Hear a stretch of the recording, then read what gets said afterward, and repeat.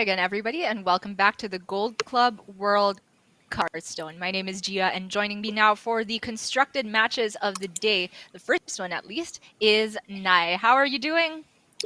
I'm super hyped to see if the Chinese teams will keep it up with the great streak here on Group A, or if one of the international team will manage to go to the semifinals, and we will see all the action from Group A today, Gia. Yes, it is very exciting indeed because we are on day 3 out of 7. It is an entire week of action in both Battlegrounds and Constructed to see which teams from the international scene and from China can actually take the win at the end of it. So on day 1, we already had the preliminary matches to decide who would end up in the winners and losers brackets so far. And for the first match of today will be an upper bracket match between RNG and IG, two Chinese teams who absolutely swept the floor with Team Liquid and FCB on day 1. Were you surprised to see that result, Nai? Yes, we were wanting to see more straight lines from Barcelona and Liquid for sure. So, yeah, and we are seeing the upper bracket that we are going to see now, Gia. Yes, on day 1, you can see RNG took a 3-1 win over CB, but for me, the real shocker was that IG clean swept Team Liquid. Not a single win on the board for players like Frozen, Bunny Hopper, and just very impressive players, Dead Draw as well. We were expecting them, at least from our caster's pick, to be the strongest team in Constructed, but they did end up losing 3 games to Priest. How do you feel about that particular class, Nai? Yes, I hate priests, as you know. I'm telling this all the broadcast since yesterday. So, yes, and we may see some priests now, right? Yes, because this format is very, very special, where each team has to bring all 10 classes. You need to submit 300 cards. I don't even want to begin on how much prep time that probably takes. And after that, there's a ban phase where you end up with 6 playable classes to play a best of 5 for LHS. So when the top 4 classes you might expect get banned away, classes like Priest, which are still kind of polarizing in terms of how much people believe in the power level, can sneak by there. And we're seeing the roster for RNG. Any name stands out to you in particular, Nai? Yes, Liao, of course, is one of the biggest name, and we didn't get to see him playing yet here, so maybe we will today, right? Yeah. And over in IG, we saw a lot from XC on day 1 because, of course, that sweep versus Team Liquid was very impressive. But I'm also looking out for SYF, who is a player that I'm told is very, very skilled, but I've had hardly any chances to actually see him in action. So you want to see from Leo, I want to hear from SYF as well. And we'll have to see, though, because with a roster with that many players, 5 of them, for Team IG at least, you have to expect that maybe some of them are assigned to a particular delet and maybe they have some specialties there. So if you're on a team yourself, Nai, would you consider yourself the expert for any class? Maybe for Druid, and I'm playing a lot of Warrior because I'm trying to get the 16 finished on ladder, Mm. but and maybe Rogue as well. I like the 3 classes. Yeah. So you brought up And Warrior, you? which is yeah. Personally, I don't know. I play so much Hunter. I'm a degen. I love my Zephrys on 2 into my Brand on 7. But you mentioned Warrior, which is the class we have not seen in action at all so far in Constructed because it is definitely one of the most powerful ones right now. Not really hit heavily hard by the nerf to Corsair Cash, and so it's unsurprising that it's been banned pretty much universally in these matches so far. But you also brought up Rogue and Druid, two classes which are not necessarily banned right away in this. And Rogue in particular had a strong performance yesterday in Group B. Do you think that people should be banning Rogue among their 4 choices? Yes, I think Rogue is such a viable class. It can naturally go 3-0, and yeah, Rogue can win like any other class, right? Yeah. It depends on the beginning, of course. You on the bad matchups, you can get a big cliff or something like that. But yeah, Rogue is a super class right now. even And after the nerfs. And on day one, we were talking about how RNG's Rogue was looking very, very unconventional, did manage to still take win freeze overall. That's why they're in the upper bracket. But we're going to get a chance to see this Rogue again, Nai. Can you take us through why it's looking a bit strange for the deck choices? Yeah, the Rogue of Den, it's the one that is almost a Highlander, Highlander Rogue, right? But there are no Zephyrs there. We have the, let me check the list here. The Umbral Scubber, right? We have one copy of Faceless Corruptor. We have one Transfer Student. Yeah, and like almost none of two copies of cards, so it's a really wacky list, but it was a success at the end. And we do see the bans and picks are in, and it's the exact same 4 classes that are banned on both sides. So wouldn't be surprised if maybe there was some among the Chinese scene even beyond the borders of their team. So Demon Hunter, Hunter, Warlock, and Warrior all offline. So that means that rogues on both sides are able to be played. We also see our first representative. So it's going to be Liss for Team RNG and XC starting off once again for Team IG. Were you impressed with XC's sweep on day one? Yes, and I think this is some bad news for people like me that hate priest, because maybe we are going to see some priest action already. Yes, we won't spoil that for you guys too much, but I want to put a positive spin on it. Maybe this can be your chance to find something to appreciate about Anduin and Tyrande.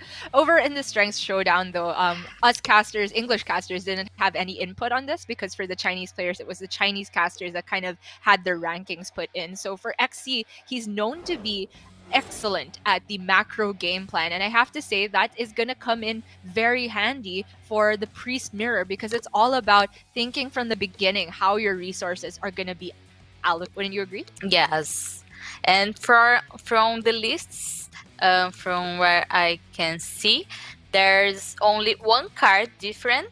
From IG side, they have one Wild Pyromancer, and from RNG, they have one Plague of Death instead of the Pyromancer. Plague of Death is a card that has kind of fallen out of popularity in recent priest lists, although the older ones ran even 2 copies, but people started realizing it can be a little bit too slow. Do you think in Mirror in particular that card will come in handy or be a disadvantage?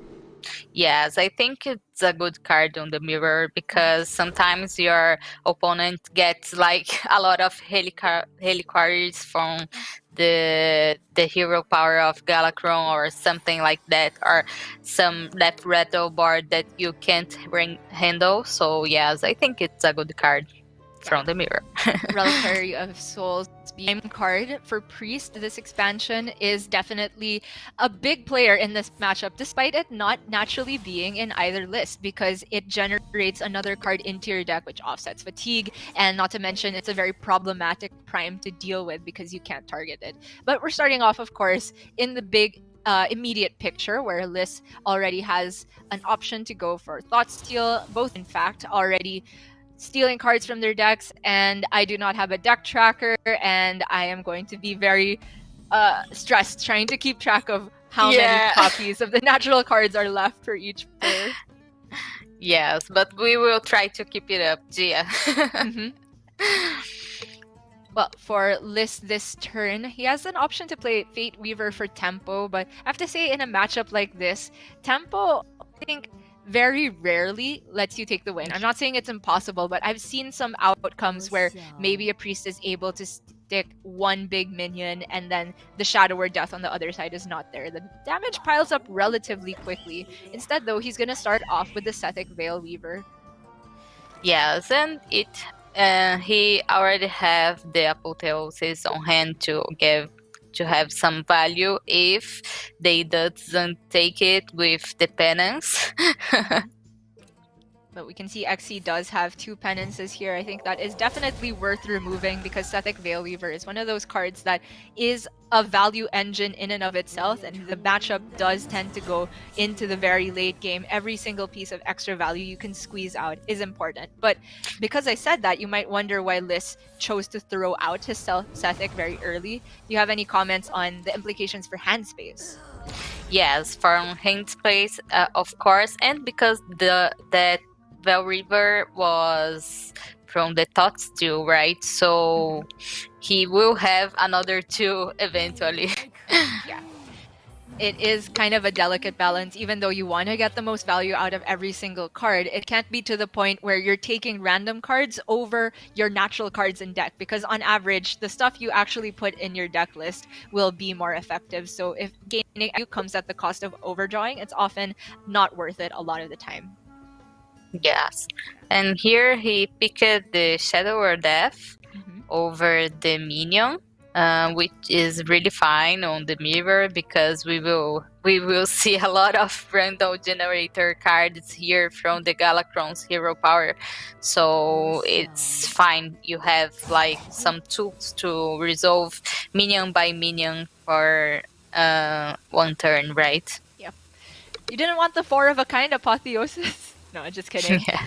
He already had 3 in hand, and he's going to use 1 right here, not for any immediate value, but again, hand space is important. Every single invoke card will be generating another minion. Some of those minions generate other cards. So for Liss, I think it's totally fine for him here to play one of the natural apotheoses. And the response is very fluid back and forth here on both sides. I don't expect to see any big action until you see that card right there, Soul Mirror off the top, come into play later on. Yes, and he already have 10 cards on the hand, so he can't actually do the Shield of Galakron now if he doesn't want to burn his top deck, right? Right. So because of that, would you suggest playing Fate Weaver for no battle cry value? It's a bit painful. Yes, it's really painful to do that. There's can also try to use the renew, but there's like almost none spell that you can cast right now. It's a good point. Maybe go with the Breath of Infinite if he doesn't get anything. Yeah, for a burnable spell, you're right. There are not many that priests can play that don't require a minion to be targeted. This 2 on the left require minions to be targeted, and the Soul Mirror is too expensive. You're gonna see Liss play the Shield of Galakron. He could even toss his Holy Smite on this if he wants to. Yes, I think he doesn't want to have the chance to burn his own Galakron because it's crucial for this mirror, of course. So yes, I think it was the right play.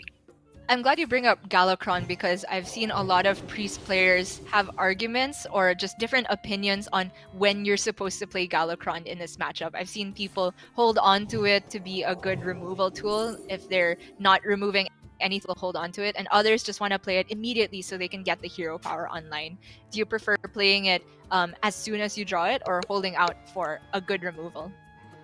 I think as soon as you draw it is a good choice because in the end it will win who gets more value, right? Who keeps the board first. Well, it's easy to say whoever gets more value, but there are some situations where if you run out of removal, you can get paced by your opponent, but it's definitely not looking to go in that direction yet. For XC, you see him go for a nice Sethic Veilweaver turn. He had to use the coin there, but still ends up with a decent amount of cards in hand, won't overdraw, and keeps the board. So as long as he maintains that tempo, I think it's totally worth it. Now I expect Fate Weaver to start getting some work done for Liss. Yes, and Liss doesn't have a way to deal with, so it was really good for him this turn. XG is already praying there to not take my Vel River, please. Yeah. Even in 2024, attack minions are still a problematic card for Priest because there's not room to run forbidden words in these lists a lot of the time. Yes, only time rip, but he doesn't have it on the hand, so yeah. Okay, I'm gonna take that Kultiron Chaplain. That's a pretty good generated minion because it's cheap and it immediately gives him tempo to buff that Fate Weaver. But now XC can off with this Sethic Veil Weaver. He's gonna start with the Grave Runes. I'm also looking at Shadow Madness to generate Yeah. even more value. It's also great that he has the Circle of Healing as a card to just dump if he has any issues with the hand space. Yes, and he probably will, right? Because it will get another one. Oh my god. Goodness. That looks very spicy to me. Yeah. Okay, but he's gonna hold it in for now and just use the forbidden words. I think that's very good recognition from X. Wait, Q Priest, hello? Hello? What's going on here, Gia?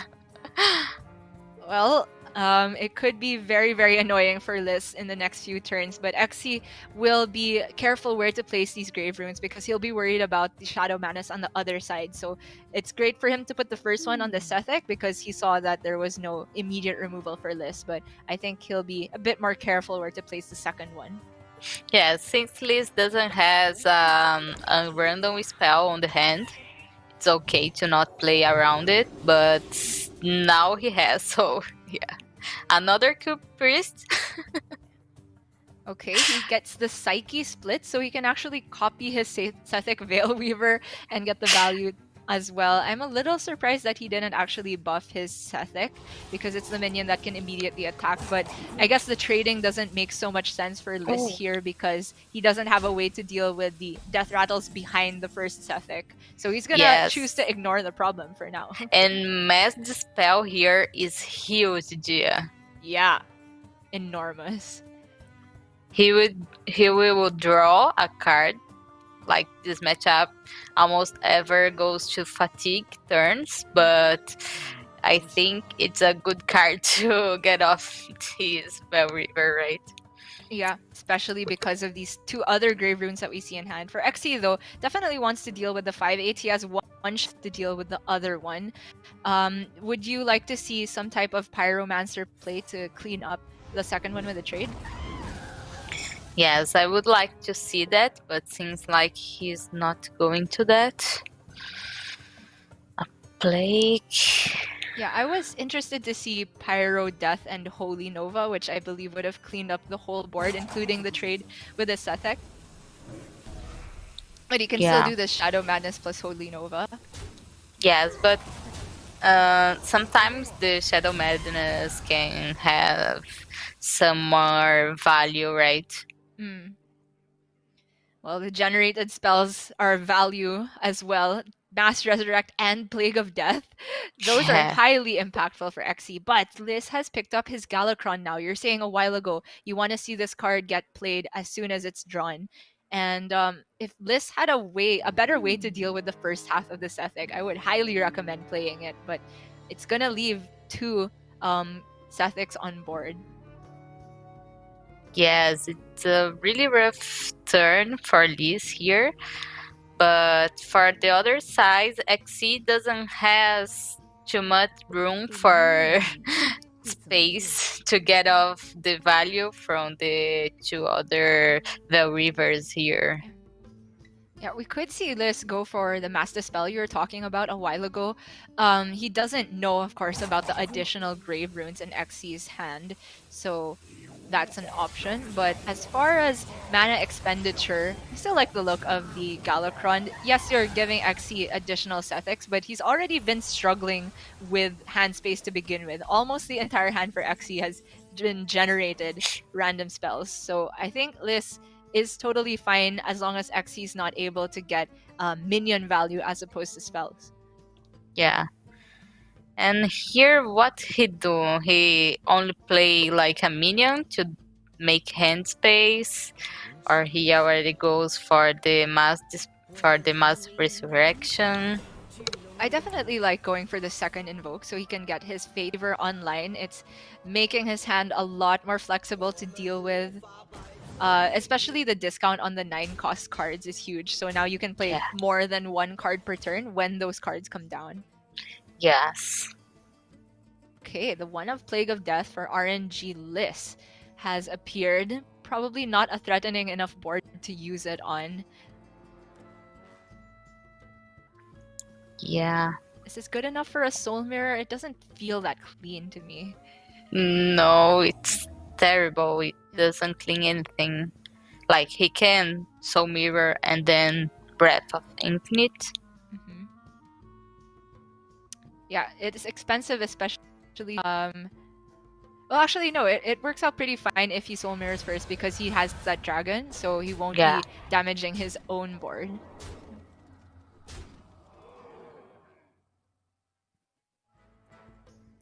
What card's that? Okay.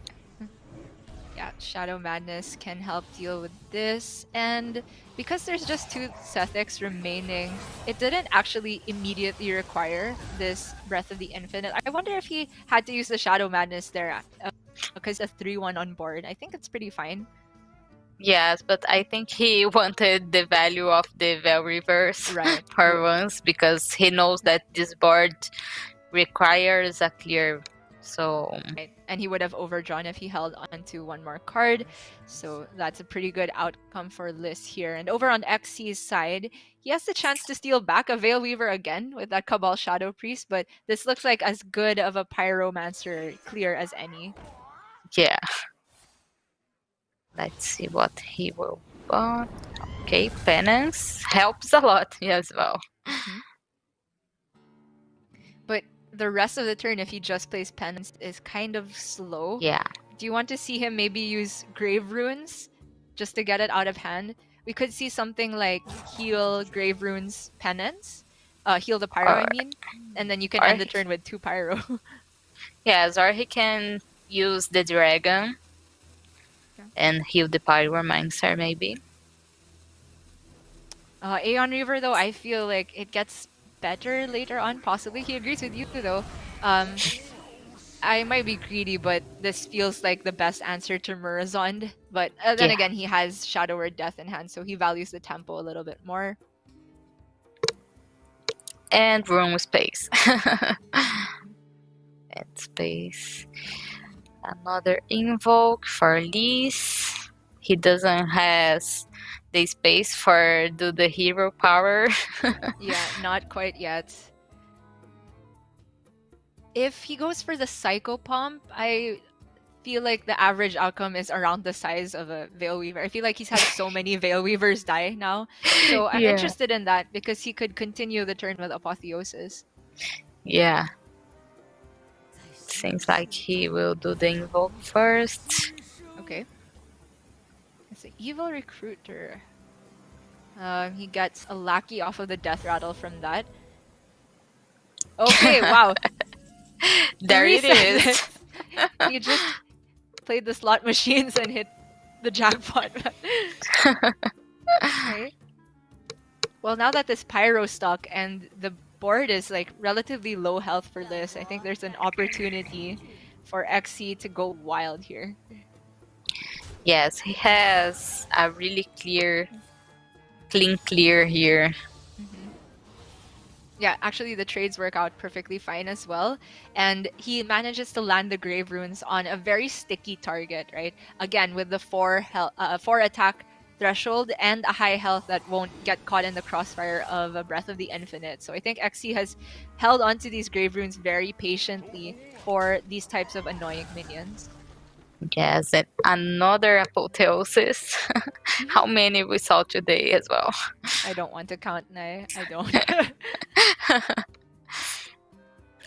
So now, does this feel like this is the Mass Dispel turn? I think it looks as good as any. He gets to deal with the Reborn from the Embalming Ritual and the 2 Cabal Shadow Priests. However, he still has to deal with the first half of the board. So maybe it's even a Plague of Death? Yes, I will think about that. It's not that much of pressure, but it's a board that you can deal with, right? Or he could steal some of these for himself with the Soul Mirror. It's really, really difficult. I mean, if he had a clear on top of the Soul Mirror, because it would have just left a lot of low health minions on the board, I think he would have been tempted to go for that. But he holds on, uses the Plague of Death instead. Yes, and here I think you apotheose something or not.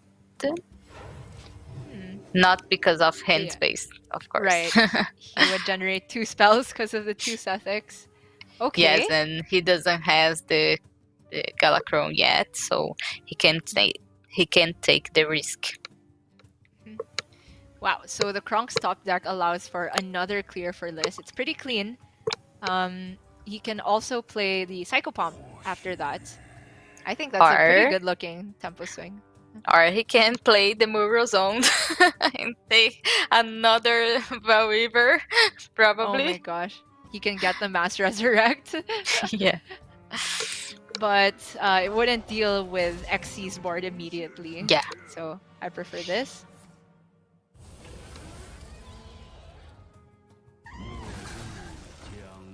Another Sethic, for sure, right? No? Wow, high roll! That's very problematic for XC now, but he himself has a Plague of Death, and I'm definitely looking at that for this turn. Yes, for sure, because Kronk's like super big minion, and 4/5 is a lot of status, and with the resurrect, yeah, he has to. And Liz finally has a bit of space to start pressing the hero power, and that's a good outcome, I have to say. Anything cheap that he can put on board, I would be down for. But he actually generates Shadowy Figure as well, so I wonder if there was any hesitation to maybe hold on to that to pair with the Evil Conscriptor, but he would rather make hand space right now, and I think that makes a lot of sense. I tend to get too greedy in these matchups. Yeah. Yes, and XC is running out of clears here already. But he does have Sethic with a bunch of targeting spells, generating even more madness. Okay, Unsleeping Soul, not the greatest here. Probably just gonna use an Apotheosis or the Grave Runes instead. Okay. I was thinking he might use this Grave Runes with the Shield of Galacron because that's a much more sticky minion. I'm a little bit surprised by this. Okay, it's a good removal. Now for Liz, another Val Reaper from the top deck. I mean, how good is Mass Dispel gonna get? It could very well be he's just planning to not play that this whole game, and it's -1 hand space, which is terrible, but fatigue is a big deal, you were mentioning. He doesn't want to draw any cards where he doesn't have to. So in that case, we could just see Veil Weaver plus Time Rip. Oh, it's not clean, right? Because of the Death Rattles. Yeah. And now XC has some hand space, so I don't know if he wants to give him 2 Val Reapers. What do you think about playing Sethic and Apotheosis and then just playing minions instead and ignoring that first Sethic? Yeah, maybe it's a way to go. Okay, this is a good card. Yeah, the card also gives him a target with this Shadowy Figure. And he's seen the natural Shadow Madness on the other end. He's not playing around the generated Shadow Madness, but it's fine for now. Yeah. I like Apotheosis again here. Yes, he has to be careful about this removal, right? The Breath of Infinite, because he doesn't have a dragon on the hand. I think it's fine to take a turn of buffing, and you don't need to get all of the spells from the Sethics. He can just end up the turn with his Karj at the very least to remove a card from hand, but I guess Karj is also another one you don't want to immediately throw out for low value. So he is going to go for that Breath of the Infinite here. Yeah. I'm definitely looking at Power Infusion and then ending with the Breath of the Infinite so he doesn't overdraw. But maybe he'll just end with Shield of Galacron instead. Yeah, I think so. heal. Okay. Okay, ending with power infusion, and he won't overdraw because one Sethek was already traded. These turns are not straightforward whatsoever. The 3-8 at the very least challenges the 2-3. Yes, and the Koboleki will fit really well here. Oh yeah.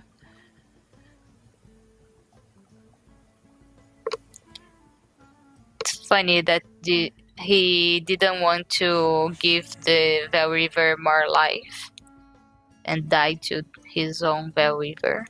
Yeah, I'm also a little bit surprised by that. Maybe he wanted to keep it out of range of Shadow or Death.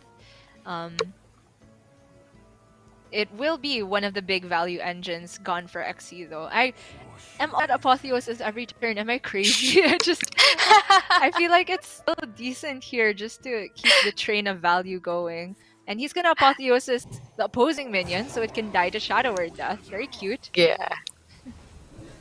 Okay, I wasn't looking at Yeah, that. the crazy one about the apotheosis. Yep.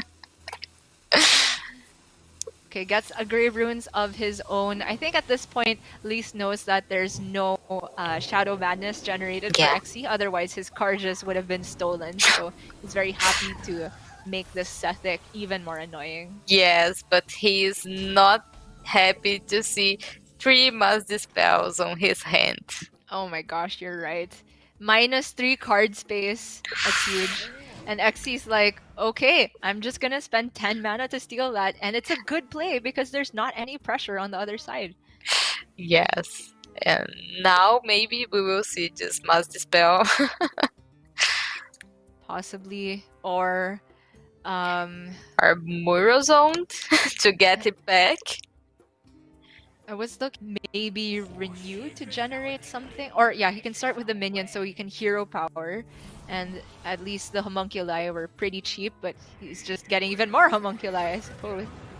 And this will play the mind control and guaranteed get the Sethic back, like you were saying. Yeah.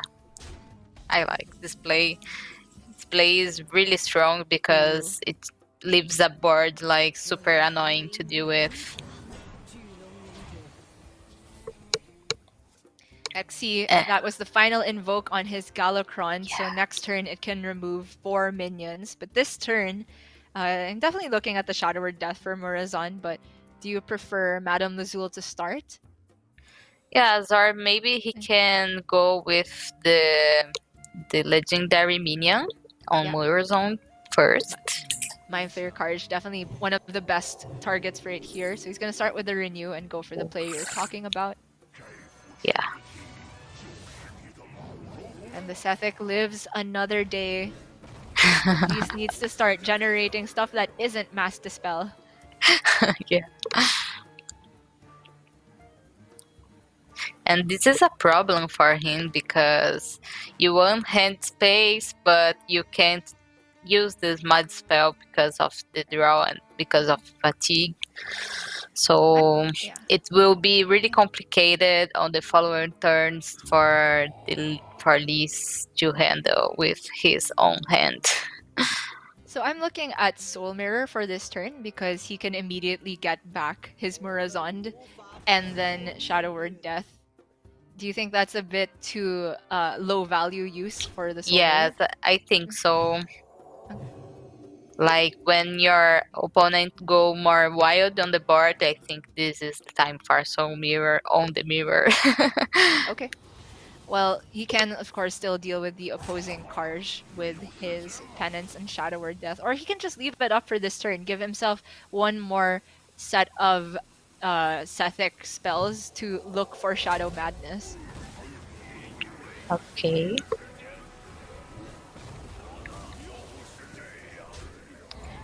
A lot of cards here. Oh my god. How many homunculus?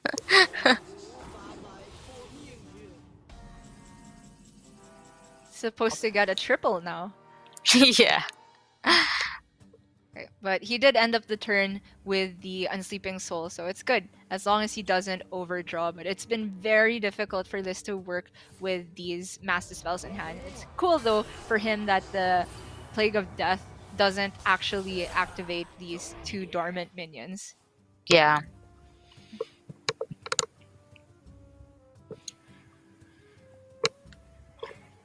Yes, It's and a now handful of nothing, right? Yeah. This was what I was going to say. He's gonna look for a sizably threatening minion, and he gets the minion that can resurrect something or destroy a minion and resummon it with Reborn. Yeah. I think you just play that to get something out of hand so you can hero power afterward. Yes, but then you do what with the hand space if you doesn't get a minion that you can play now? I mean, you just have to believe at this point that you get something playable, right? And if it's Yeah. not playable, maybe he can dump the Holy Nova. I don't know. This Yeah. doesn't look like a Sethic turn either because he can't target any opposing minions. Okay, We'll Holy go Nova with first. Nova first. Okay, that's a good one. High Priest Amet, finally a good generated minion. Yeah. It's really fine. Oh, sorry, it doesn't resummon it with Reborn, it just resummons it. Yeah. Wretched Reclaimer, I think that's the name of this card. Okay. Adam Lazul can pick up Soul Mirror or Amet. Doesn't get it though. The Thought Steal's still pretty good. Yeah, I think it's Thought still here. He does have space on hand, so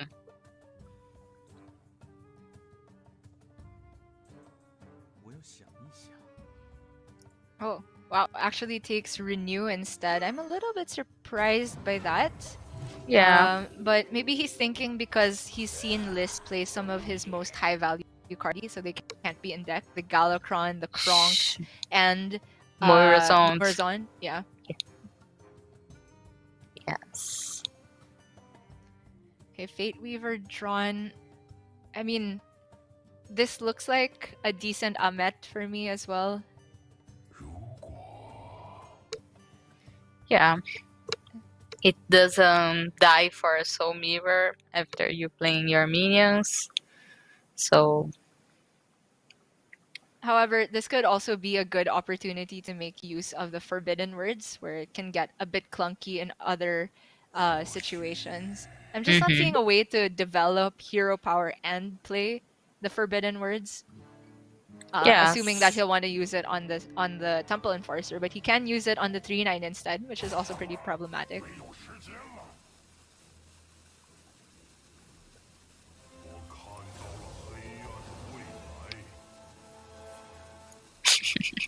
Oh, he actually plays Thought Steal this turn. I'm a little surprised by that. I was looking at Fate Weaver hero power Forbidden Words. yeah, but, me too. It went pretty well. Yeah. With the results of the Thought Steal, it's great value for him. Maybe he was trying to snipe a second Galakron. Yes, but he has to use this Thought Steal soon because the fatigue is coming. Yes, it is. Okay, XC finally pulls the trigger on his Galakron, of course, fully invoked, gets 4 minions killed, and his weapon is online. That's a huge tempo swing for XC. Yes. Okay, Shadow Word Death. Man, there's not many great options, right? Moirazon won't get the battle cry of Galakron, so it's not really dealing with anything. Yeah. Maybe Soul Mirror here because it's a lot of pressure, but I don't know. I mean, I'm inclined to start with Death and then go Thought Steal, but that can backfire pretty quickly. If it's bad results, he can still go for the Soul Mirror, but at that point he ends up wasting a Shadow Word Death. There's also a Sethic and Death and Prey type of line. I don't hate that. And XC has Kronks on his deck yet, right? Right. So he can steal his Kronks. Start with Fate Weaver too for the Sethek. Going for Sethek, he can't rope for that long.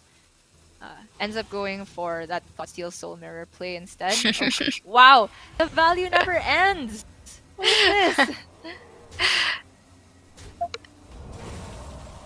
Okay, great result from the Thoughtsteel for Liz. Yeah. And from now Xy's perspective, after you've seen Galakron and Kronks, is this Murazon gonna get any better than a Soul Mirror copy? I don't think it is. Yeah, I don't think so. Yeah. But those minions aren't that good, but because of Murazon's body, I think it's worth it. Yeah, and also the Thoughtsteel. Yeah. As good a turn as any. And he can end up with the Renew healing his dragon if he wants, or you can hold on to it. Weapon kills the 3/3, right? Yeah. I don't see a reason why not, right?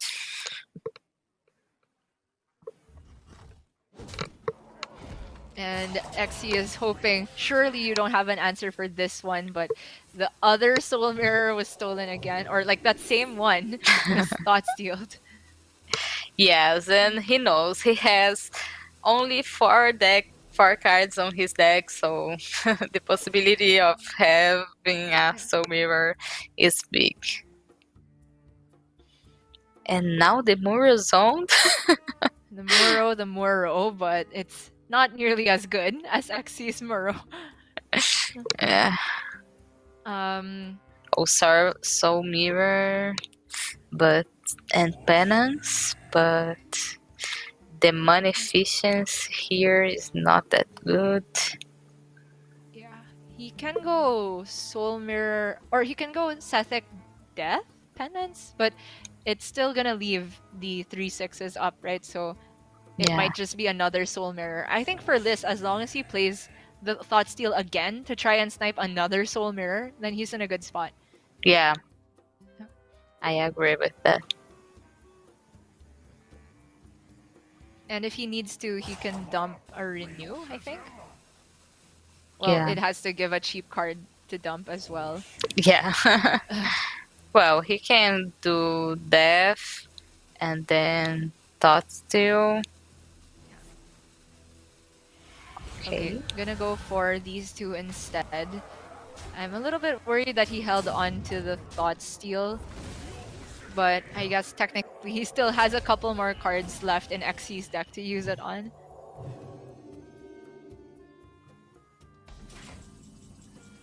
Okay, Time Rip. Pretty good. Yes, and Xyz has a lot of good cards on his deck yet, so on the next turn Liz still can steal his Kronks and Soul Mirror. Oh my gosh, that's gross. Xe gets a good Renew target though. He can heal up his Fate Weaver to take the value trade, but he's gonna go for Penance instead. Probably wanting to fit in that hero power. Sure. Can play the Cleric of Scales, I think as it's called. Yes. Okay. 6. Yet another Thoughtsteel. Let's go. He's been working with 3 less hand spaces, but to make up for that, he has a very, very good Thoughtsteel outcome so far. Yeah. Oh my gosh, another one? And there's the Kronks, and now he knows that Xyz has Kronks, so maybe he will go for another Thoughtsteel. Yes, I think he should. I mean, he can go Kronks right now, Thoughtsteel again, and then play Sethek for tempo if he doesn't want to overdraw. But at this point, I don't even know if he has any cards left in the deck that are more valuable than that. Okay. Or he could hold the Kronks altogether. It's not super impactful here. I just wanted to see him fit in a Thoughtsteel again while he's close to guaranteed to getting Thoughtsteel Kronks again. Yeah. We both want it, but seems Okay. like Elise doesn't want that. But yes, now Xyz has Soul Mirror and Kronks. The best two Kind cards to steal. kind of gross. Madame Lazul can give XC the Murazond if he snipes it. That's the most impactful one he can steal. I do expect that he'll be using the Shadow Word Ruin, of course, at some Yeah. point.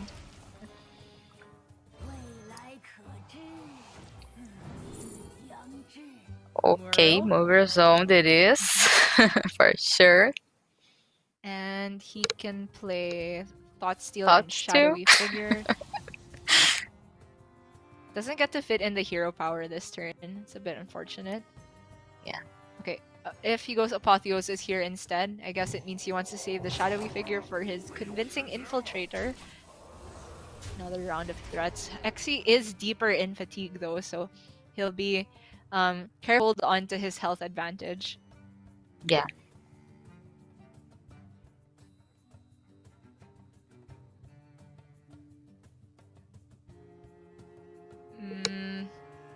So the Choo Choo and Toss Two? Yeah, he can start with the 2. I mean, he knows, right? There's a good chance he can still get the Kronks, so Kronks will deal with this again very cleanly. Oh my god, Xe is like, stop! Okay. Well, that's the last Thought Steal that Liz can possibly get. No, he can get one more for one card. Okay. I mean, Xyz's deck doesn't contain Thought Steal anymore, so... Right. But you're right, he can generate it off of Sethek, and if it comes next turn, he can get the Kronks. Yeah. So Xe can just play Shadow Word Death and Convincing plus the Shadowy Figure, which is the nice combo we were talking about. However, it means he misses a hero power, so I don't mind holding the Shadowy Figure. It's not likely that his Infiltrator dies this turn anyway. Mm-hmm.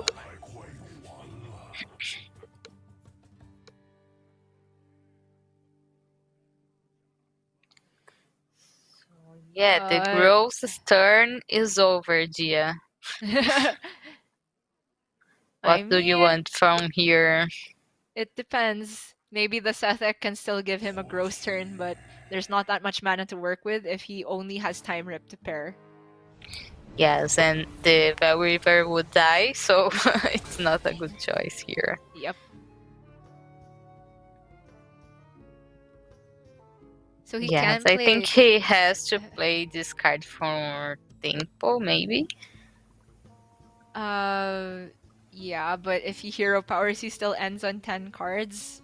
It depends on what the last card in the deck is, whether it's worth overdrawing. There are nothing too valuable left for this, I think. But he's actually just going to play the Sethek because he hardly has any targeting spells left. It's the 2 Shadow Word Deaths, but those are conditional. Yeah. But he is kind of giving up of his own Veil Weaver, knowing that Xyz has a way to deal with the weapon or with Kronks or whatever. So I don't know if I like it, because it's one of the ways to you have some fill up to resources, to give more value even now that they are on fatigue. Oh my god. No, Time Rip hits his own Murazond. That's kind of a disaster for XC. Yes. And now Liz's Murazond will play an 8/8 Murazond. And he can still play Mind Flayer Karj aside that if he wants. Yeah. He can copy, but I'm not seeing a good way to clear this board. Yeah, the Sethek Sethek is problematic, right? It's now in the end game where you don't have to worry about overdrawing anymore. So the Sethek, every single turn it sticks is representing 3 or 4 cards instead of just 1. Yes. I think Axis wasn't counting with the time rip because he seems like so disappointed with his own play here. Yeah, maybe failed to keep track that that was in the pool of what Murazon would give him. But Liz is going to go for his own Muro. It's so much tempo. And now Axis has the info that Liz doesn't has another dragon on the hand because the Breath of Infinite deal damage on his own Murazon. Okay, so Xy's best shot is to leverage the Sethek. And you know what? With one death in hand, I think it can get the job done. So he'll start the train. Is there a way to use Kronks instead here? I don't know. I think I like the Soul Mirror here. Okay. And then you get straight, and you have the board for you again. Yeah, and the fact that he gets another Sethek, that's the huge one. His Soul Mirror Yeah. is so good here. Full hand yet again. So it's a question now whether he generate a minion with his hero power or generate more spells with the renew. I think it's hero power here. Yes, I think Xyz is on a really good position here, right? I mean, he's not overdrawing anything anymore. It's just that the fact that the renew, he misses some value on that because the Sethix plus the renew discover itself is 3 cards in the hand where there is only 1 space. Yeah, and he actually knows that Liz has the Soul Mirror because of his Thought Steal for 2 cards. So he has to be careful about that. And Liz has no targets for Shadow Word Death. So even if he copies these 2 Sethix, there's nothing to immediately benefit off of them with. So I think he's forced to hero power and look for a dream here. Or he can go, I mean, Soul Mirror plus Breath. It sounds so bad. All of it is bad for him. Yes, because the Breath would kill his own board, so... If we're talking about miracles from his hero power, it's like Murazon, right? Yeah, pretty much that. Or maybe like Madame Lazou to steal his Kronks again. Maybe. Yeah. Okay, just going for Wretched Reclaimer to essentially heal the Sethek back up. But from here, I think XE absolutely has it. He's seen the Soul Mirror, so now all he hasn't accounted for is these 3 random spells that never got played for a long time, and I guess other random spells. I'm not sure if those are natural or generated deaths at this point. Okay, it's time for you to have some Dispel on the hand. In the end, right? Yeah. He could renew first before he goes with this magic, so the other Bell River would be with more health. Yeah, I was looking at playing something else before renew. I was actually looking at the shadow figure, but this also works so he gets absolute value out of everything. Embalming Ritual is great, so he can spend the last of his mana. And as long as he trades off the other Sethek, he knows that this is just not outpacing the value. Yes, he's in a really good position here.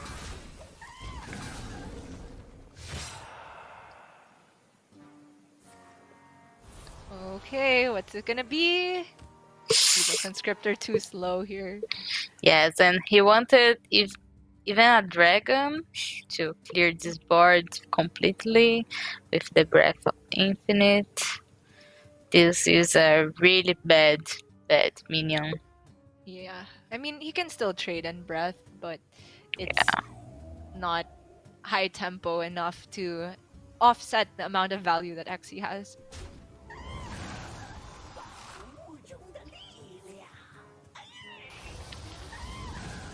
Okay.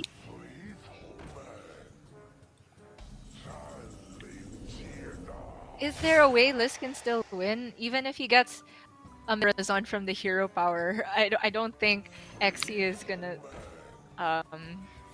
play anything that the Mirazon can deal with. Yes, I don't think so because Axis is ahead on the board, on the tempo. So I don't think so. Yeah, Faceless Lackey not gonna Yes, help. and this is pretty much it, Gia, because Axis already showed us that he can do 3-0 easy with Priest. Oh my Let's see if he will do it again. It's possible. Especially since the Hunter has been banned on the other side, but I don't want to count them out just yet. At least there, if you got Draconic Lackey into Ysera Unleashed is out, I think, but yeah. Oh wait, you can't discover Druid stuff. Into even regular Ysera, I don't know. No, you can get the 4/9 Taunt Dragon of Priest and Yeah, then get okay. Zera. You're right, Skeletal Dragon, that was the out. Yeah. But this is just lethal now. Between all of the attacks and the next tick of fatigue, Xe gets there in a grueling hour-long game. Despite Lius discovering how many thought steals and stealing other thought steals and stealing soul mirrors and stealing Kronks, it was really, really painful to have those mass dispelled. But I also have to say, maybe Lius was not using the Murazon at the right time. But also on the other hand, we saw the player from Xe also had that Murazon which time ripped itself. Fatigue really gets to you figuratively and literally in this matchup. Yes, it wasn't that long, the matchup, I thought. It doesn't took that long to Maybe end. I hate Priest more than you, Nai. Maybe. Maybe I like your company, Gia. Oh, okay, I'll take that. That makes everything better now. But yes, that was just game 1 of a best of 5 series. So it means that Xe gets to stay on his Priest. You yourself mentioned that he swept Team Liquid on day 1. So it's going to be tough for Team RNG to find a good way to counter it. Of the remaining decks, which one do you think they'll be queuing up? Yes, let's theorycraft here, right? So they have Mage, Druid, Rogue, Pala, and Shaman. I would go with Rogue, as always. And you? I have to say all of these don't feel the greatest against Priest. I don't feel like Rogue is favored against Priest, but at least it's kind of close. It's not like heavily unfavored. So I think Rogue is a possible choice here. I'm curious about the Murloc Paladin also, to be honest, because this is a deck that snowballs a lot in the early game, and if Priest missed 1 or 2 removals, maybe they can get out aggroed. Yes. Yes, yesterday we saw that matchup, but the way the team was playing the Priest has built his deck, it was really anti-aggro, and this is not the case of Xe. So let's see if he will have the balls to go with Murloc Pala. Yeah. Well, it will be Keelan S on the team for RNG piloting now, and we can see that his strengths actually lie in decision making. And overall, when we define this term, at least decision making is a very, very loose umbrella term for just, knowing when to go with A over B. It is so difficult to explain, actually.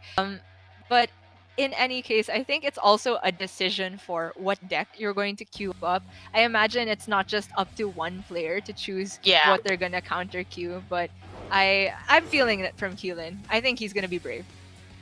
Oh, never mind. Well, but we will see Galacron Stealth Rogue.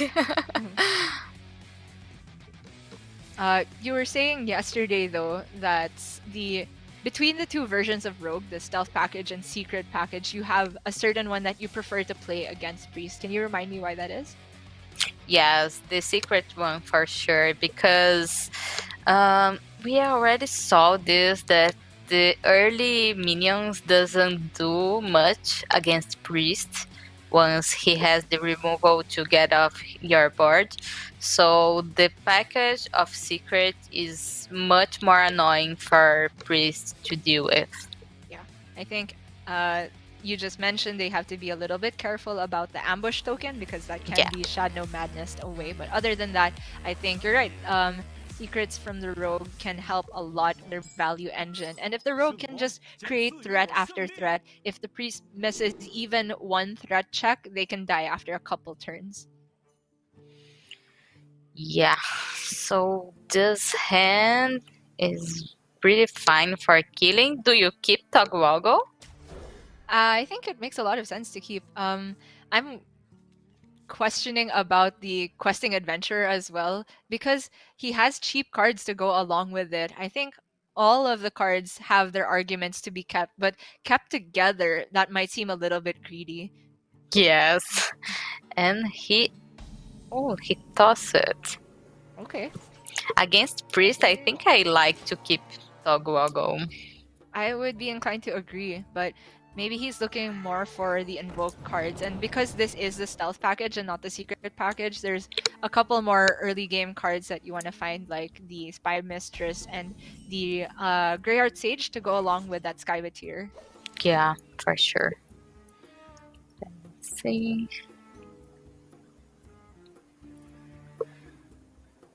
Yes, over and on Xy's side, he has that Mind Flayer card, which is a pretty good tempo option. I guess Priest is definitely the defensive player in this matchup, at least for the first couple turns. But he is going for it to get a better target. Yeah. Yeah, the pirate is already a better target, right? Mm-hmm. Seal Fate on curve looks good to me. Yeah, or he can go with Praise Galacron and then see which lucky he will get, and then Mysteries. Yeah, okay. Especially since the removal is a little bit limited, maybe he wants to save that Seal Fate to hit a Karj or Sethic, or even partially damage the Shield of Galacron from XC. Yes. Fate. I was going to say that Fate Weaver is a really annoying card for Rogue because of the 6 health, but he has a really good way to deal with. You're right. Seal Fate and just a trade, or if he wants, he can play the Lackey and trade a smaller minion instead of the Spy Mistress. Yes. So would you prefer trading the Spy Mistress or trading Skyvateer and the Kobold Lackey? I think I like the draw right now to not get a target of Shadow Madness and give a draw to your opponent. But he's going with that, okay. Well, I agree with that. I guess there's also a slight fear of Breath of the Infinite, which can target the Spy Mistress before it gets any good trades in. Yes, you're right. And he kept the stealth minion to if he draws the Greyheart Sage, right? Yeah, and also not give a Shadow Madness target. Okay, we see the one of transfer student. We mentioned at the beginning of the broadcast that RNG's rogue list is very unique with 8 cards that are 2-ofs. So there's 14 1-ofs in the deck, and transfer student is one of them. Yes, and what transfer student we have on this board, Gia?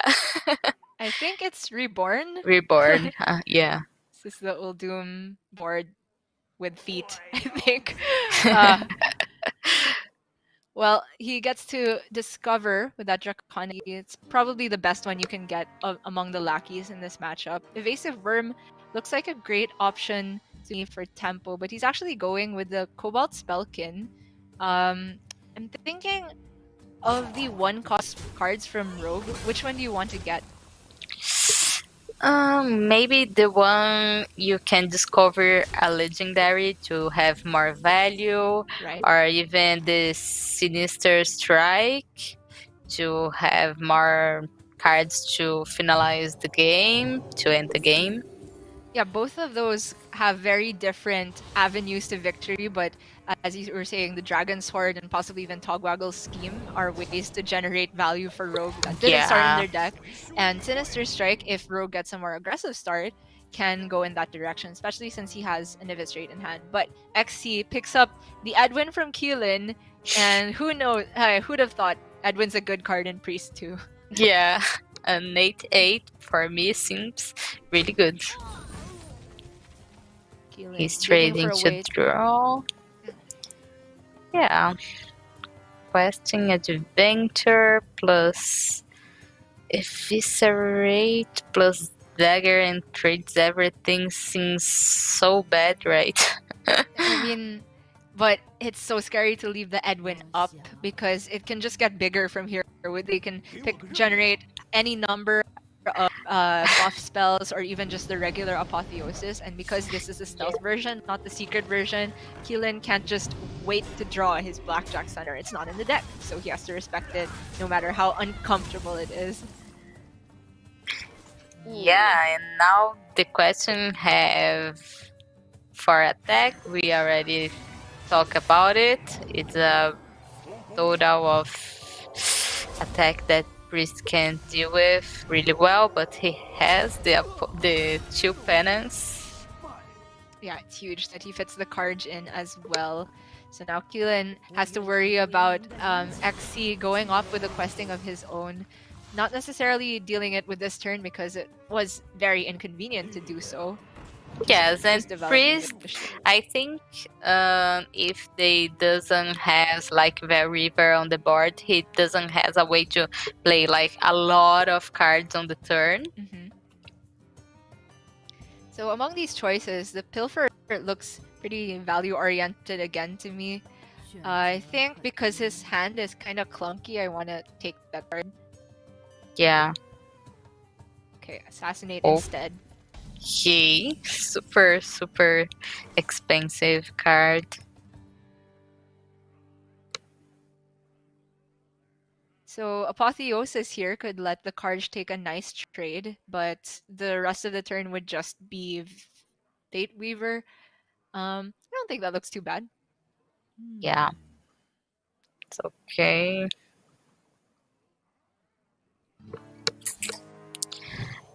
Yeah, and for who is watching, this is the upper bracket. And we will see the lower bracket after this game with Barcelona against Team Liquid.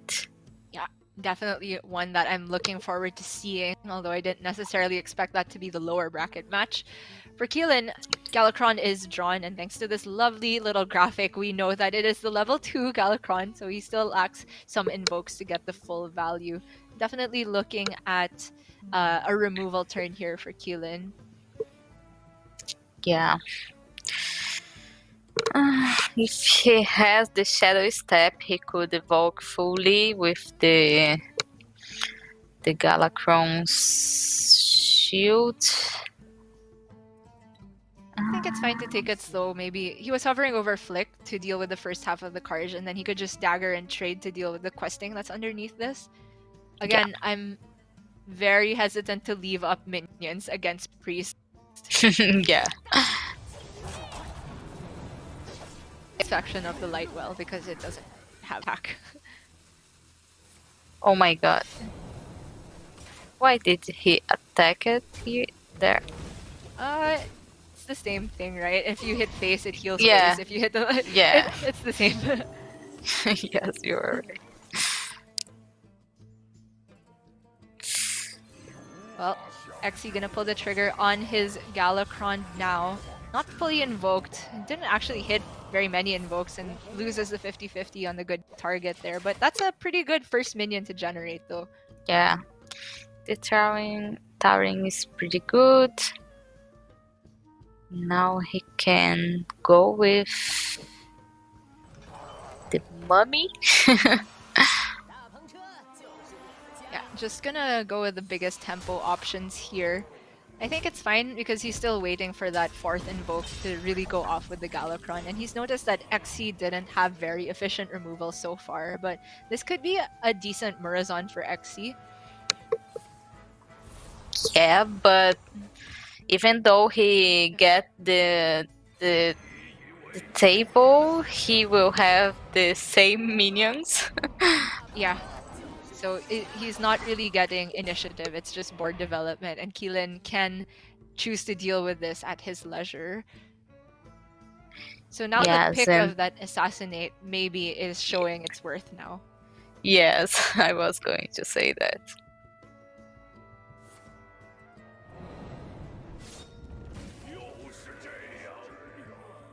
And in order to deal with the opposing 7-5, he could backstab and trade his Transfer Student and Scarab and use the dagger on the other half.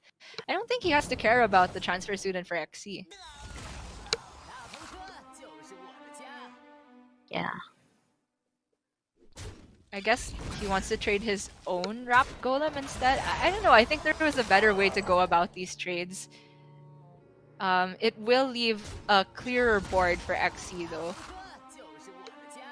Yes. Dagger and Edwin. Kronks, he can go with everything. He can even go with Dagger. Van Cleef, it's not like a really big cliff, but it's something.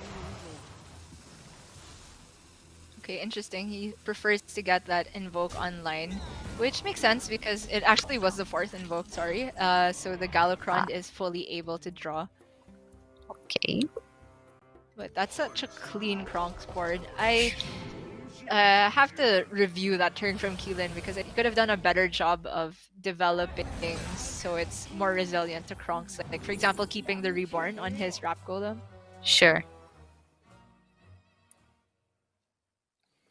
Yes, and we will see Galakron, and here Keelan has the coin, so he can put some more pressure on the board. Let's see which he draws. Set. Ooh, Kronks. Okay. And praise Galakron. He can now clear the board and make a big cliff because the of Umbral Skulker. That's 3 coins as well. Oh my goodness. He just has to think how all in he wants to go because he could build an extremely wide board and tall with the Kronks and the Edwin and remove all of this from XC, but he has to be aware of removal options. He has seen Murazon, but he has not seen Soul Mirror. Yes, and because of that, don't like to go wild here? Like, that turn was a good turn to Soul Mirror as well. Yeah, I think you don't play both Edwin and Kronks, but I would like to see one played. Yeah.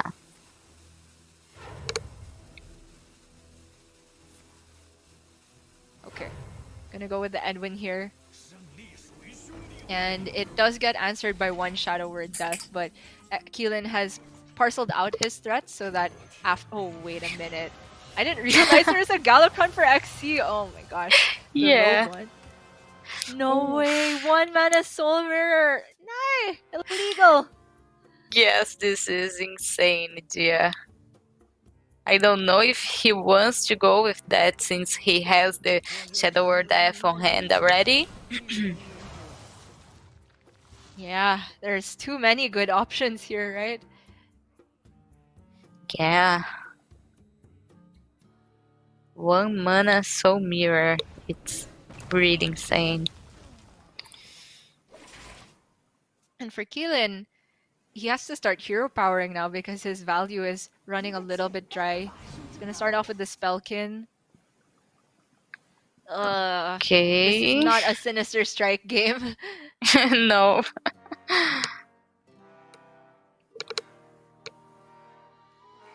Hero power and start looking for Draconic Lackeys. I think he knows this has become not a tempo-based matchup for him anymore. After that, Edwin got answered. And XC still has full health and tons of minions. He even has 10 armor from playing 2 Galakrons. Keelan now has to look for a value-oriented way to win the game. Yes, he wants some draconic lackeys here for sure. This 1 mana spell is really good for have some value for sure. Yeah. Yes, he's breaking the weapon to not have so many damage coming from the weapon of Galacron. Pretty good use of Plague of Madness. Yeah, and he's trying to make a board to stick it to see if will stick one turn, and then he can go with Kronk's buffing and giving a lot of damage on Xyz. For this turn from Xe, that's a full discount from the Fate Weaver. Extremely powerful. His removal options all look like they're too valuable for the board that Keelan built, though, so I don't mind that he's holding onto the AoE and just using minions instead. Yeah. And now it's the turn for the miracle. Oh, it's rogue spells, right? Because he is the rogue Galacron, the Sethek Veil Right. Weaver will be generating rogue spells. Yeah.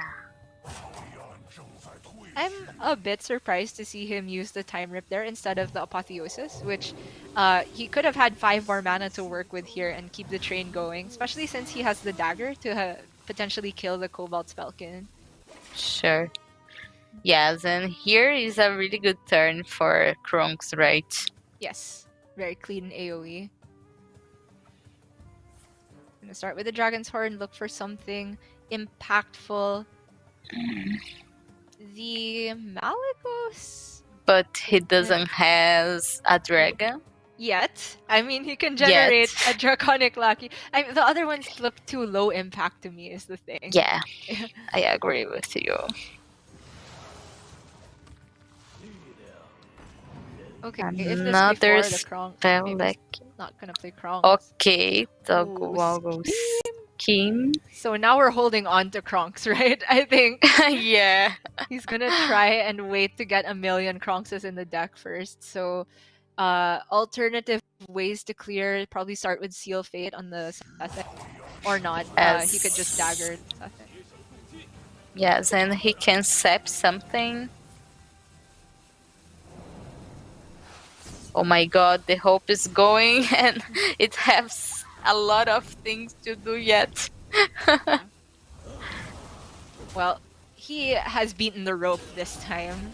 Keelan has potential in Battlegrounds as well, for sure.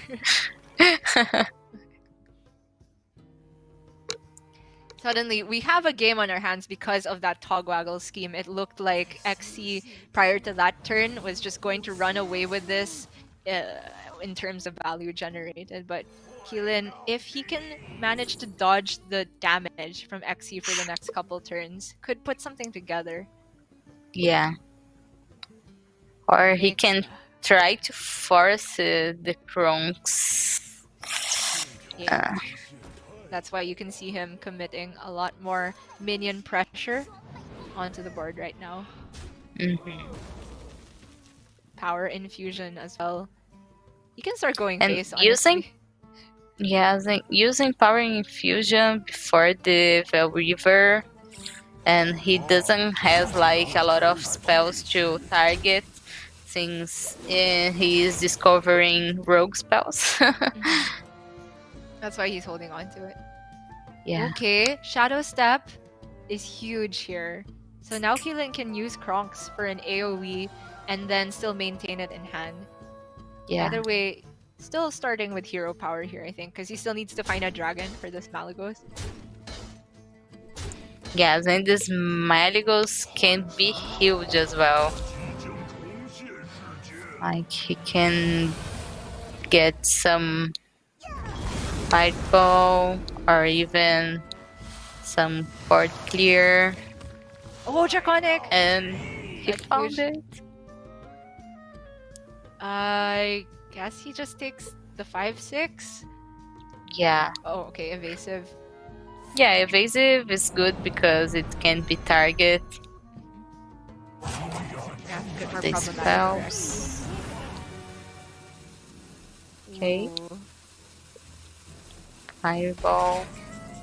Yeah, Fireball is a lot of damage, but because Keelan is not really the aggressor here, I expect he'll just save that for removal, like Panic Button to deal with the Murazond or a Yeah, big dragon but for Xe. if you think he has strong Sinister Strike, Fireball, the weapon, it's a lot of damage. That's a fair point. Yeah. Wow. Okay. So the Tog pickup is very interesting here. I wonder if Keelan feels like he's not able to play the wand anymore because he has very few cards left in deck and he has played a lot of the most impactful ones already. Yeah. But the scheme, I'm not sure how big the scheme is, but he can actually just pull the trigger on the scheme right now and then save the Tog to immediately draw some free Kronkses. It's not going to be guaranteed because there's 6 other cards in the deck, but that could be a crazy amount of damage, especially since he has Fireball and Sinister Strike, like you mentioned. Yeah, I think it's 3 schemes right now. Okay, the Fireball.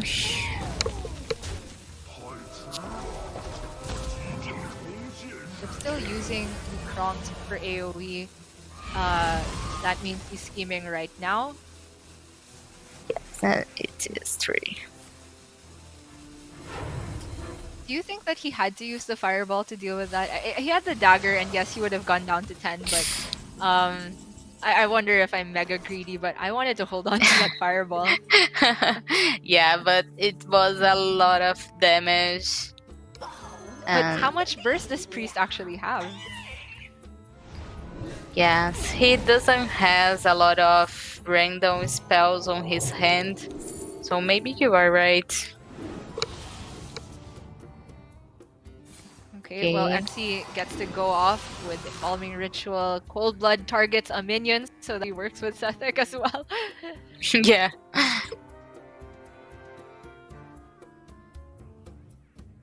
I think I like the buff here.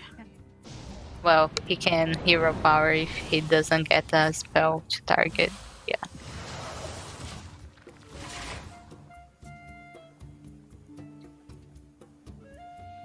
Okay, Shadow Step. I mean, he can immediately go for the wand here, and he'll pick up pretty much, very likely to get at least 1 Kronks. Yeah.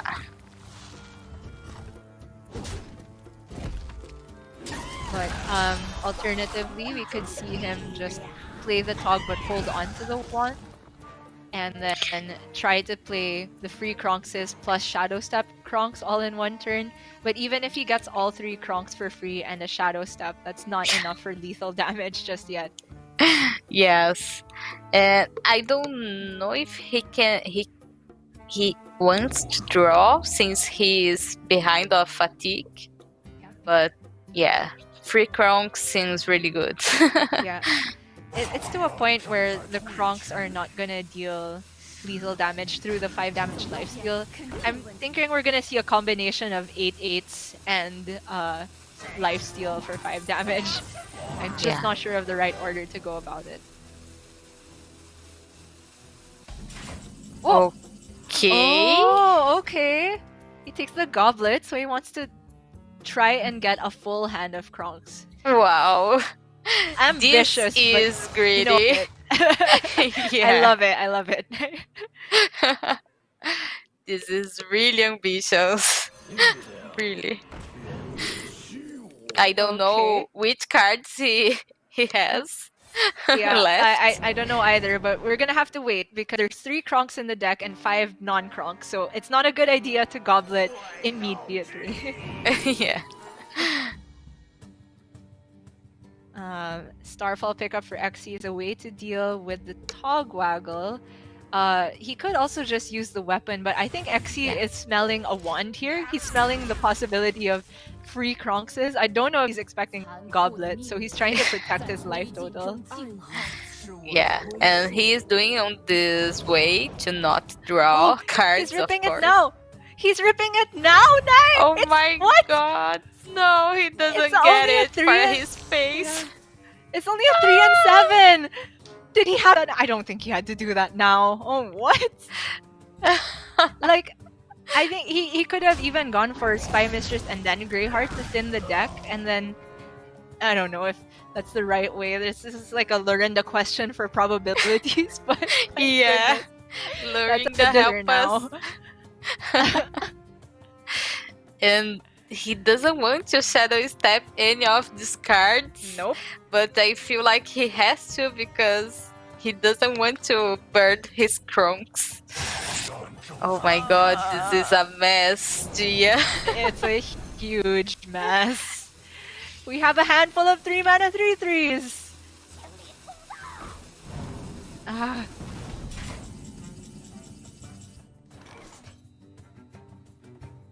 Okay. Well, he can answer with Soul Mirror, but from Xy's perspective, he thinks that's a handful of Kronks. We cannot deny that. Okay, we have Caster Vision, but Xy is expecting the worst case scenario right now. Yeah. Well, so even he doesn't want to take any damage whatsoever. Yeah.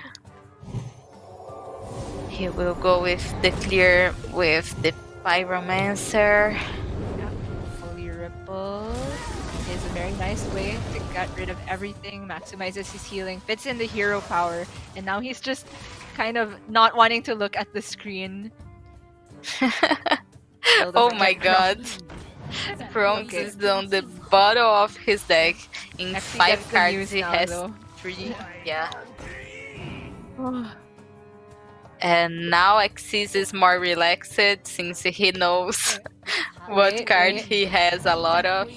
We have on the hand. another Cobalt Spellkin, and that could be another, and there's still Kronks in the deck. Oh my god. Okay, but we have to take note. Keelan is very close to dying, actually. Yeah. Shadow Madness could be 3 damage burst. If Xy, all he has to do is just Twin Tyrant here to take the board control back. I think he can get aggressive. Yeah.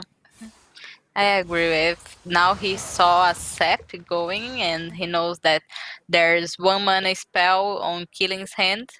Yeah. And he has also the knowledge that there's 5 Greyheart Sages in the hand. That's not good cards whatsoever. As long as he gets aggressive here, develops more damage on board. Sure, Lackeys plus Pyro is more damage than just a Twin Tyrant. I think this is great from FC.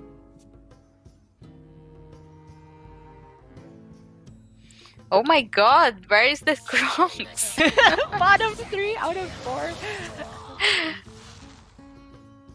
4. Okay, that's a good Lackey to get, so he can value trade with the Devoted, evolve it, and then he can Faceless on his Witchy and remove the majority of the damage on board. Yeah.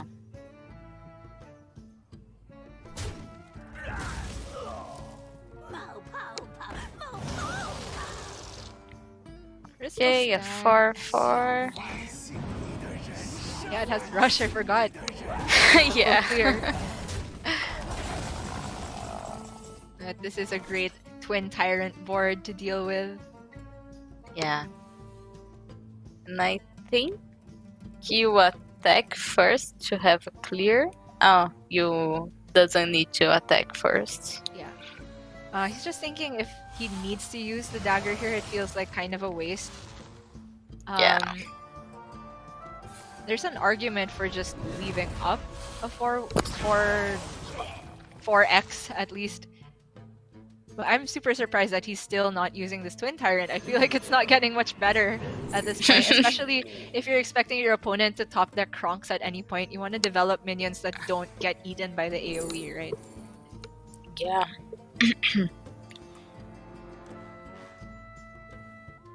Oh my god, this matchup was much longer than the previous one, right? I don't know. I feel like it's not been that long. But Yeah. finally, there's a Kronks for Keelan. Okay, this first Kronks probably gonna summon an 8/8, but then again, he hasn't seen Soul Mirror, so... Okay, no scheme. Without scheme. Libram of Hope? That's at least another 8/8. Divine Shield. Yes. And health. Yeah. This is extremely stressful. Yeah. Okay, Breath of the Infinite plus the Time Rip is a full clear. Does he even need to use Time Rip? I think it's fine to go Breath and Evasive Worm here. Evasive Draconid, sorry. Yes, I was looking for the evasive ring. Where is it?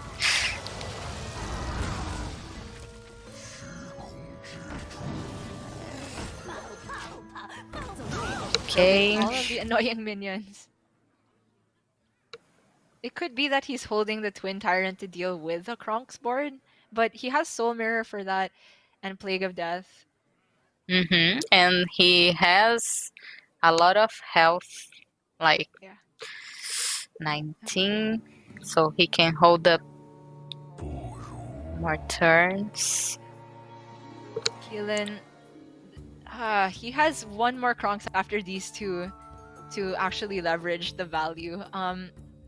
Since he knows there's a Soul Mirror, I don't think the 8/8 taunt is a wise option here. He could just go for AoE and hero power, just fit in the hero power every single turn. Yeah, And then just do throw you a think Lackey. this is necessary? I think I like the AoE plus the 3/3 to get more pressure on the board. Okay. If you're with Soul Mirror, I feel like the 3/3 just gets caught in the crossfire. But you're right. Like if you just play Kronks and Lackey, they won't even feel like they need to go for the Soul Mirror. Yeah, then I think he is in a position that he has to try to force a Soul Mirror now, so he can try to play Kronks later and then get a real value of that. But he went with the health. Okay. Off. I think that's also fine because the AoE was not really removing that much damage. It's essentially offset by the Kronks healing, but oh my goodness. XC with the revenge thought steal into Kronks as rogue now. Yeah. This is super interesting matchup. Gonna hold on to it, keep that information. I think it's fine to Soul Mirror here as well. Yes, but he has the Shadow or Death. Okay, so I'm can just clear starting the to board. get so worried about any minion damage, but your stake trades instead. Clear all the minions. But from XC's perspective, there's still 2 Kronks that could be in hand. There's an unidentified spell, and there's that weapon. So he could theoretically die to back-to-back Kronkses. Yes, and now Axis has his own Kronks, so he played really aggressive here. He traded the 1/1 for the 1/1 instead of going with the value trade, because this way is more damage, and he attacked with his own weapon. So he's hoping to have little on the next turns. And here for Keelan, Libram of Hope gives him some breathing room. However, it means he can't fit in a hero power. He is not dealing with the board unless he wants to use the last charge of his dagger. And if he's trying to go for Kronks into Kronks lethal, it would still take an additional turn. So I think the play is to still Kronks now, because that last card in the deck is the 3rd Kronks, right? Yeah. And then it's a lethal setup. Yes, the Miscreant is here. Oh yeah, it's a lethal setup. 5 lifesteal, damage into damage. Doesn't actually need the Kobold for the additional damage because he has that Sinister Strike. I think he wanted to get the attack in to play around Taunt. Okay. Now And XG has to heal. Mirror? He has to heal. Yeah, and he can Kronks and Soul Mirror for the clear. But he absolutely knows he needs to heal because there's still 1 Kronks that's unaccounted for. And he will steal it for himself. Oh my god. I think the priest will do it with that, yeah? Well, there's still the Libram of Hope, right? Yes, Is there but legal next turn? Okay. It's not enough, I think. Yeah, oh gosh. He will up to 16, and then he has the other Kronks. He can trade with the Lucky and with the dagger with the poison. So he has little.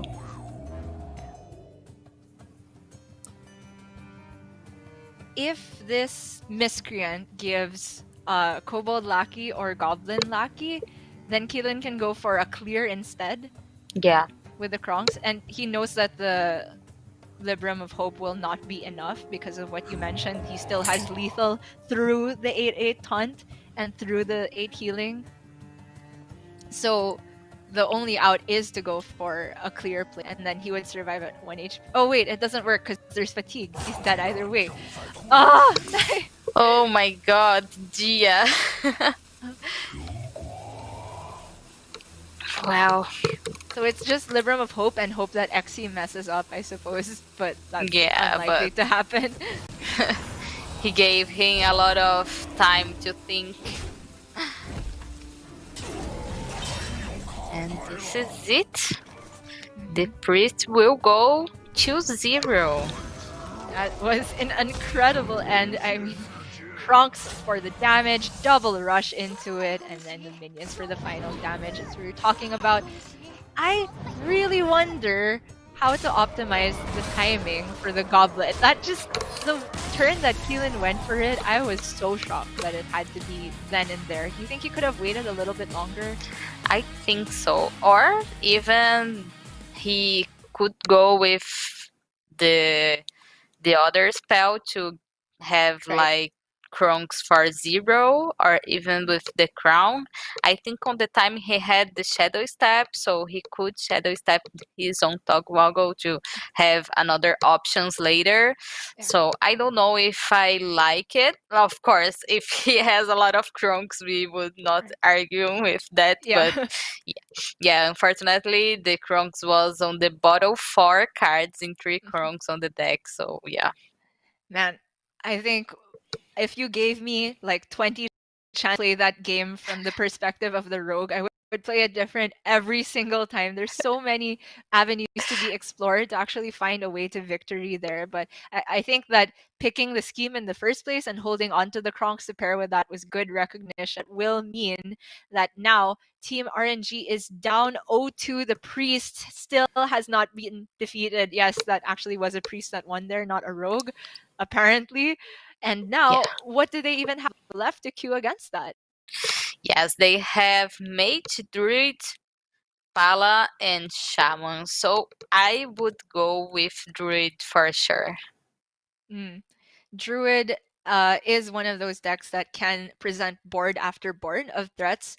So the priest can miss AoE every so often, or they can sometimes get the threat down before priest even has the mana to go for Soul Mirror. So I think Druid is a solid option. I am still holding out hope though for the Paladin to come out and play for RNG. Yeah. So here I think Druid is good because your opponent doesn't have the Murloc Pala to counter you after that if you win. Right. So yes, I think it's a solid option.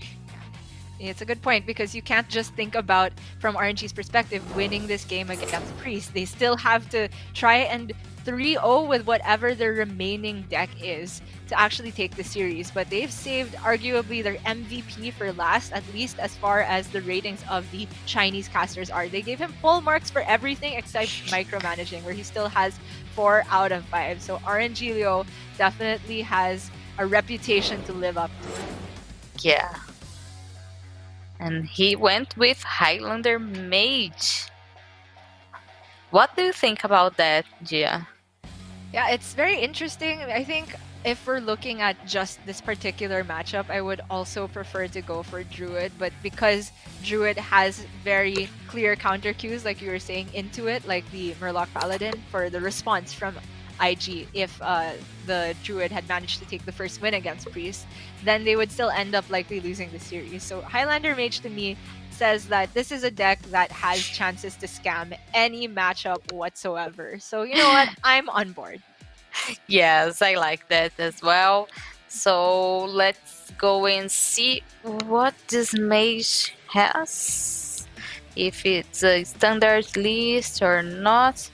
Yes, if I'm not wrong, this list is the one that have Conjurer's Calling, like more greedy cards.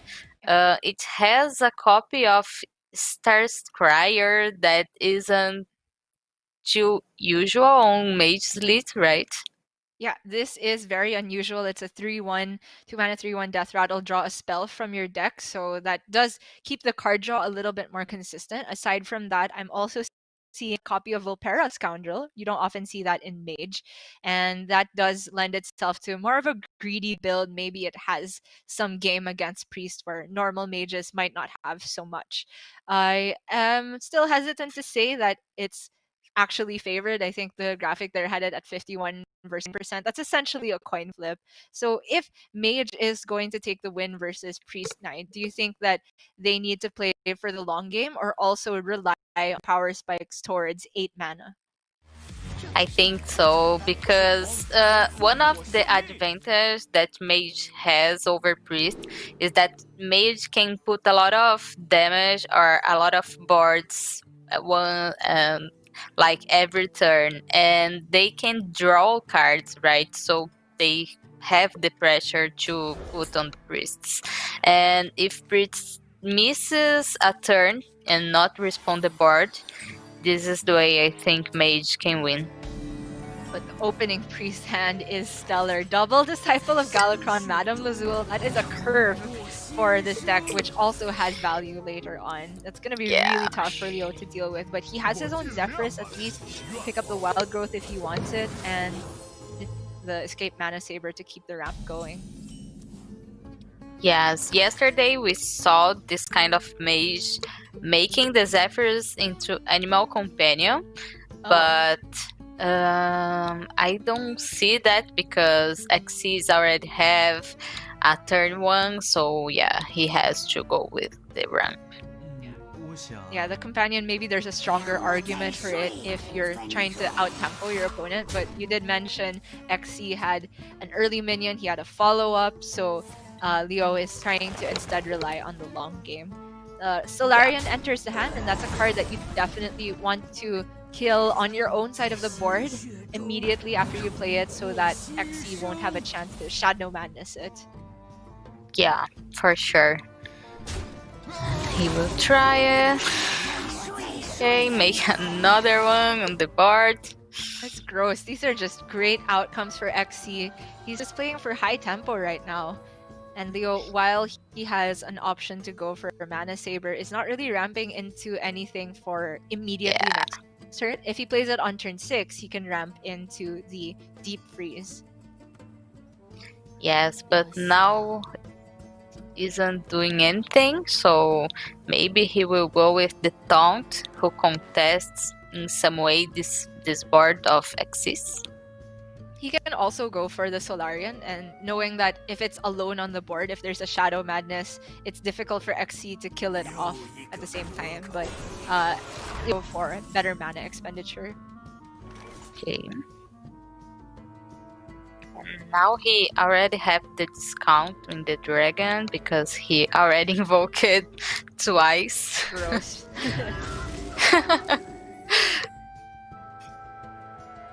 Okay. Yeah, just staying on curve here. Double trades. You just leave up a 2/1 Bone Wraith. I don't think it's very bad for XE whatsoever. Yeah. Yes, and Murozone is a really good card on this kind of matchup. He can copy the Deep Freeze, he can copy a box, or even Reno, the wonderful. So yes. And Xyz already has it. And if it is with 7 mana, so he can play on the next turn, depending if Leo will do it. Yeah, copying a Deep Freeze. And Deep Freeze, the card deck says it must target an enemy, so it has no chance of freezing your own stuff. Yeah. And he can go with Madame Lazul here and maybe steal the Solarian. If he had a better way to use the rest of his mana, that would look Yeah. pretty spicy. But I don't mind him just going for a 4 or 5 here. Yes, it was because I was looking into the dragon, into the Madame Lazul, but it's okay. Oh, that's pretty fun. So not the greatest choices for deep freeze targets for Leo here. However, all the rest of his plays are extremely slow that I think he would still end up attacking and deep freezing just to build a board for himself. Yeah. So if he attacks with the Mana Saber, are you gonna end up freezing the Fate Weaver or the Shield of Galakron? I think the Fate River, so the Shield of Galakron can possibly die on the trade. But I'm not sure about it. It doesn't seem really good this turn for him, right? Yeah, nothing really does, but can he afford to just wait? I guess he is. This type of curve to me says that he'll play Deep Freeze next turn, or just try to use the Mana Saber to ramp into Kaligos instead. Yes, and the buff on the Shield of Galakron is really bad because the Mana Saber will die on the trade. Yeah. Very problematic. Is he ripping the Lazul now? Doesn't get Solarian, but he has a chance for all of these are good. Yeah.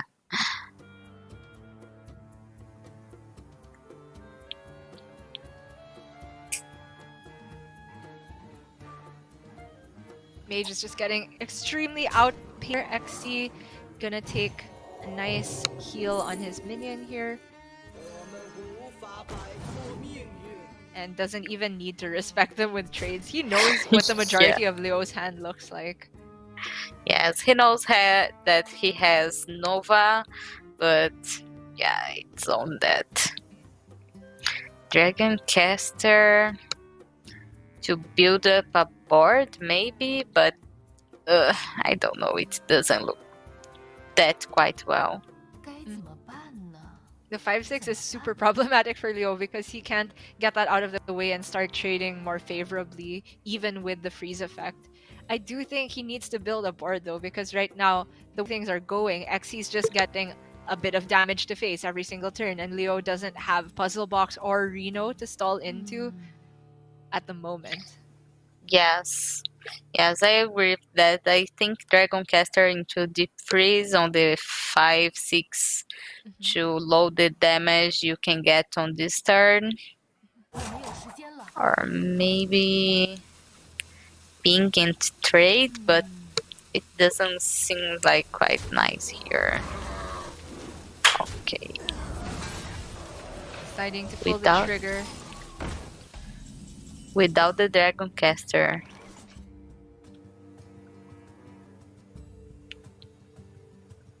I suppose the 4/4 was only a challenging 4/4? the Lazul. Yeah. But I'm not sure. I guess the thing is he's just hoping to top deck Puzzle Box because he knows he's that far behind. So if he is going to kill off his Mana Saber, he wanted to make sure that Dragon Caster could still be there to activate Puzzle Box if it's the top deck. Yeah, and here Xyz has a really good clear. Nice and easy.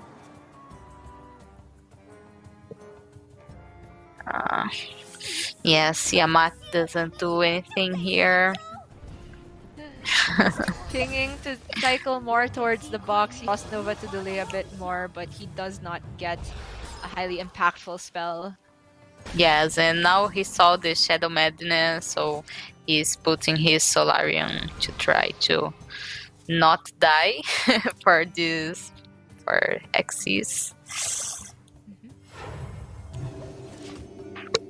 Okay, is it box? Is it Reno?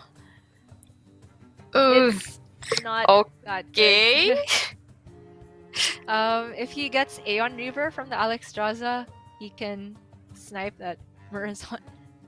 Yes, or even Deathwing. I don't know. Yeah, Rottnest Drake. There's some chances, but he has to get rid of that Murazon. Yeah. Very slim chances.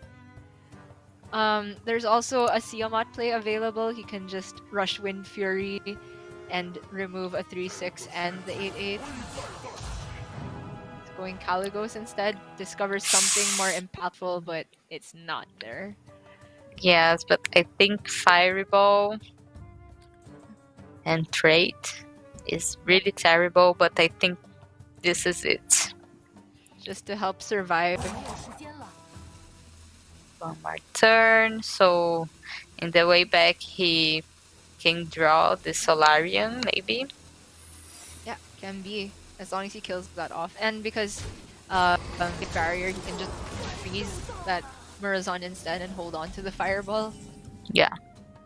It's really just Mage struggling from turn 1 to now. Yeah. Yeah, Xyz had a really good opening hand. So As far as the secret, I think that Xe will know that this is barrier because there is no Flame Warden list. okay.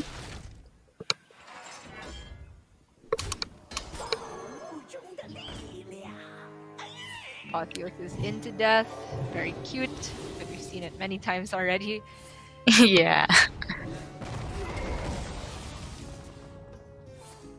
Okay, Leo has now 3 chances for top decks. Amazing Reno, Solarian Prime, and Puzzle Box. Are you feeling it, Nai? 1 and 6? Or Tortolian? Oh, total? Yeah, sure. No. Oh, this could Yeah, give... I think it's the panic button of Alexstrasza here. Yeah. And He can even hit Reckless Deathwing... Rocketeer from the Yeah. Power of Creation. You would survive by a little bit if that's the case, but at that point you might as well go Alexstrasza to Deathwing, right? Or you can go into Cartut. Defender. Okay. Oh, if he had one more mana. Oh wait, no other dragon to activate both yes, of them. other dragon or Yeah. anything. Would have been sweet, but oh my gosh, XC gets another sweep against Team RNG. He did it on day 1 versus Liquid, and it's Priest again. Can anything stop this man? Yes, he is the god of the priests. 3-0 again with Priest. Oh my god. Okay. I don't care anymore what you say about ban strategy. If I see XC on any team, I am banning Priest first. Before Demon Hunter. Before Warrior. Oh my goodness. That means that Team IG will now be straight into the semi-final, I believe. And that means also that Team RNG will be sent down to the lower bracket, facing the winner between Liquid and FCB's match later in the day. Did you expect another pre-sweep today, Nai? I don't think so. I think they will not go with the Priest again, right? Like, what is the chance? I don't know. I mean, Team IG, I think they had 5 people on their constructed team, but only 1 has had to play on stream so far. Like, it must be so good to be anyone on Team IG and just coasting off of XC's efforts so far. And if this is only their first line of defense, like from Team RNG, where they were seeing maybe the relatively weaker players, at least according to the casters' ratings over in the Chinese scene, and they saved Leo for last. If that's the same strategy for Team IG and XE is just their, least experienced player, then what more does their team have to offer? Right. Oh my god, this was insane matchups, insane games with a lot of Kronks.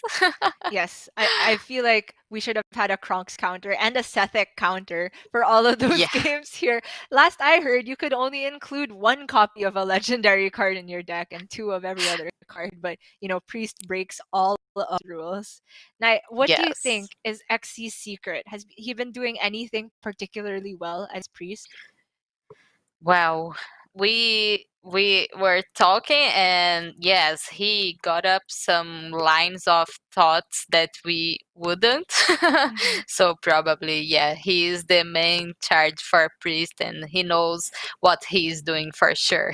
Yeah, I think the macro sense was definitely for XC, and also in terms of hand management, which is something that's easy to overlook as priest. In terms of roping towards the final decisions, I think we saw a little bit more shakiness from Liz on the priest on the side of RNG, but from XC, he just kind of stayed cool, calm, and collected throughout the whole time. We saw him maybe a little stressed out when he thought that there were a ton of Kronks on the other side in the rogue versus priest matchup, but in the end, he still managed to make very solid decisions game after game, not taking any additional damage, not overdrawing where he didn't need to. And I think it's very well deserved so far that he's undefeated on all kill. Yes, and we will get to see if we will have two Chinese teams advancing for the semifinals, or if Team Liquid, or if who is going with Team Liquid? FCB?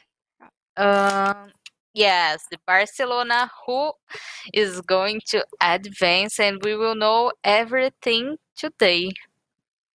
Yes, it is going to be still a few more matches today. We have two more constructed matches. It's a bit more than the first 2 days because now we're really getting into the nitty gritty and deciding who will be playing in the grand semifinals and grand finals, of which semis will be held on August 1st and the grand finals on August 2nd. Take a look at the upper bracket, how it has shaken out so far. Team IG, or more specifically XC, not dropping a single game so far. For the lower bracket, do you have any predictions between Barcelona and Liquid Knight? Well, I don't know, Gia. I think Barcelona is the underdogs here because we have some players that are less experienced than the liquid ones. But I don't know. Everything can happen, right? Yeah, especially since Bly's, I mean, I never want to underestimate this guy again. Having won 2 Masters Tours and top nining another one, and Zim also recently becoming a Grandmaster. And Swid's a long-time Grandmaster already by this point. They still have, I think, a lot to prove, especially since the Battlegrounds portion is not looking so good for them. They must be especially motivated to do well in Constructed now. And then Yes, after that, go ahead. y- yes, even though Zing will he went really well on the last run of Battlegrounds, right? Yeah, he ended up taking a second place, and Blythe did take fourth there. So they did have one good lobby, but the previous lobbies, I think, are going to be too much for them to pull out a good result. But who knows? There's still anything can happen in the last couple days. Yeah. And now they had time to rest a bit before this matchup. So yeah, I think they will try to do everything he can. Let's see if they will change his bans, because on the last time they let the Highlander Hunter open, Yeah. and this is something to not agree with, right? Yeah, I think I would also agree that Hunter should be on the top priority of their bans. But honestly, I'm also getting swayed by the recent results that maybe Priest should be banned there as well. I'm just curious why we haven't seen any war at all. Has there been some testing behind the scenes that Yeah. is just too good to be left up? In last Hero Standing, it is a deck that can be very polarizing in its matchup. So I would understand if people really want to get rid of that as a combo deck option or the best counter queue into Priest. But we'll see a little bit more later. You mentioned that FCB had some time to rest, and you know who else had time to rest? Language Hacker and Gallon, because we cast one doozy of a series, but Yeah. I'm done for the day. Nai, thank you so much for hanging out with me again, and thank you so much to everyone for watching. We're going to go to a quick break, and when we come back, it is going to be the lower bracket.